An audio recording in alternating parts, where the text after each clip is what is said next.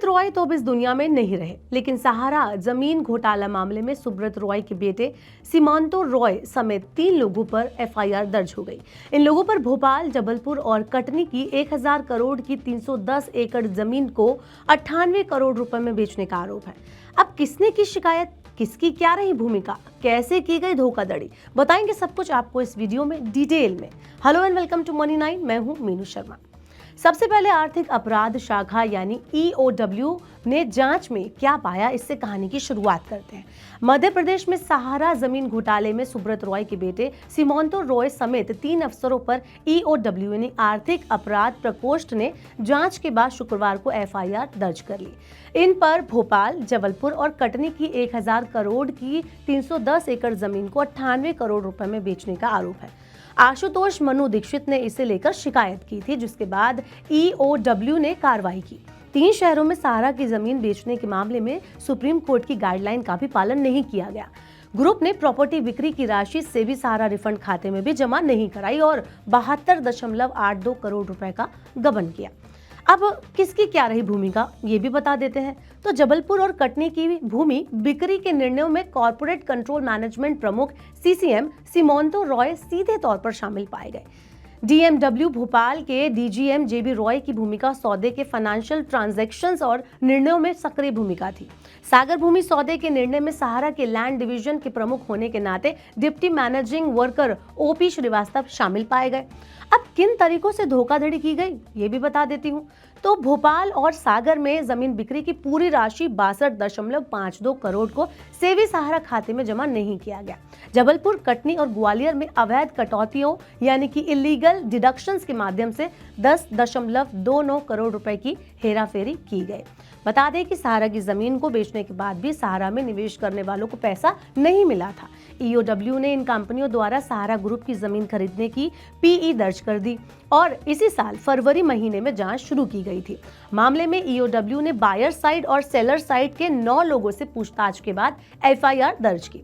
अब इस कहानी में जो सबसे बड़ा पेच है, इस बात को आप आसान भाषा में समझिए।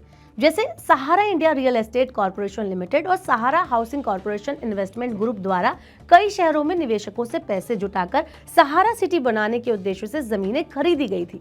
साल 2014 में सुप्रीम कोर्ट और सेबी द्वारा सहारा समूह को निवेशकों की राशि लौटाने के लिए कंपनी की प्रॉपर्टी बेचने की अनुमति दी गई थी। सुप्रीम कोर्ट के आदेशों के मुताबिक जमीन के सौदे की सीमा मैक्सिमम 90% या उससे ज्यादा तय की गई थी।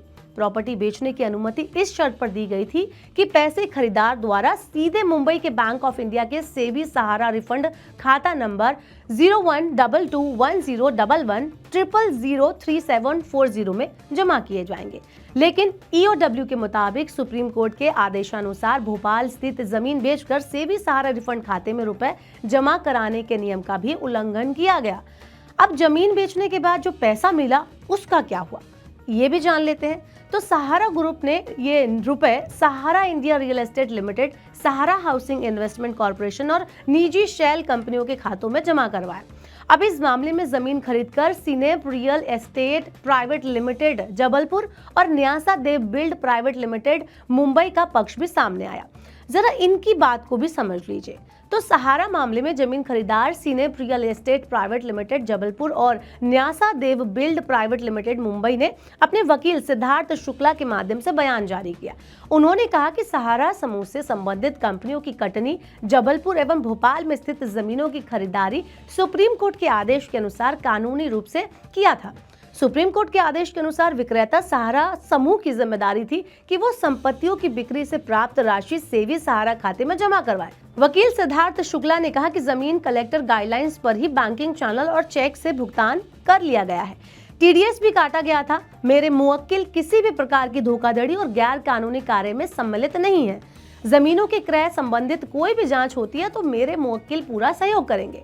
अब सहारा ग्रुप की बात हो रही है तो सहारा ग्रुप रिफंड की बात भी कर लेते हैं।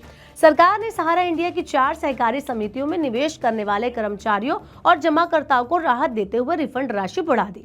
अब पहले चरण में प्रत्येक एलिजिबल व्यक्ति को मैक्सिमम 50,000 रुपए तक का पैसा वापस मिलेगा। ये राशि सीधे उनके आधार से लिंक किए गए बैंक अकाउंट में जमा की जाएगी।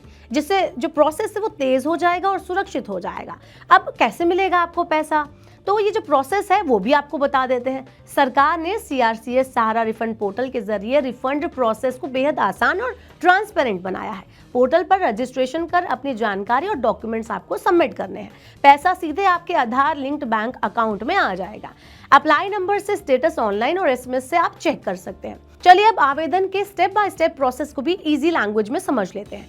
सबसे पहले CRCS सहारा पोर्टल mocrefund.crcs.gov.in पर आपको जाना है। आधार और मोबाइल नंबर के साथ रजिस्ट्रेशन करना है, क्लेम फॉर्म भरना है, जरूरी डॉक्यूमेंट्स अपलोड करने हैं और उसके बाद आपको अप्लाई करना है। वेरिफिकेशन के बाद पैसा आपके बैंक अकाउंट में आ जाएगा। वो कर्मचारी या डिपॉजिटर जो इन 4 सहकारी समितियों में निवेश कर चुके हैं और जिनका आधार से लिंक बैंक अकाउंट और मोबाइल नंबर है, उन्हें रिफंड मिलने की संभावना ज्यादा है। इससे उनके जो डॉक्यूमेंट है वो सही, पूर्ण और वैध होने चाहिए। बस एक यही शर्त है। जिन लोगों के पहले के क्लेम रिजेक्ट हो चुके हैं वो भी अब दोबारा क्लेम कर सकते हैं, बशर्ते सभी शर्तें पूरी हों। चलिए अब बात करते हैं कि रिफंड आखिर कब तक मिलेगा। ये सवाल भी आपके मन में जरूर आ रहा होगा, तो इस सवाल का जवाब आप मुझसे जान लीजिए। अगर आप भी रिफंड के लिए रीसबमिशन कर रहे हैं तो आपका आवेदन 45 दिनों के अंदर प्रोसेस हो जाएगा। अगर सब कुछ सही रहा तो आपका पैसा सीधे आपके बैंक अकाउंट में आ जाएगा। तो वेल, आप लोगों का क्या कहना है सहारा पर हो रही कार्रवाई को लेकर, इस घोटाले को लेकर, और क्या आपका भी पैसा फंसा है सहारा में? आप हमें कमेंट बॉक्स में बता सकते हैं। ऐसे और वीडियोस के लिए देखते रहिए मनी 9 और सब्सक्राइब करें मनी 9 का यूट्यूब चैनल। मनी 9 लाया है मेंबरशिप प्रोग्राम मनी 9 प्राइम। अब आपके दिमाग में कई सारे सवाल होंगे, मसलन आखिर क्या है ये मनी 9 प्राइम, आपके लिए यानी दर्शकों के लिए इसके क्या फायदे हैं, और एक बड़ा सवाल ये कि मनी 9 प्राइम से आखिर जुड़ना कैसे है। तो इसकी पूरी जानकारी हम आपको देने जा रहे हैं। मनी 9 प्राइम में 3 प्लान होंगे, इकोनॉमी, स्टैंडर्ड और VIP। तो फटाफट ज्वाइन कीजिए YouTube पर मनी 9 प्राइम। ज्वाइन करने के लिए मनी 9 के YouTube पेज पर जाइए। होम पेज पर मिलेगा ज्वाइन बटन, इसे क्लिक करें, अपनी पसंद का प्लान चुनें और बस हो गया, अब आप रहेंगे सबसे आगे।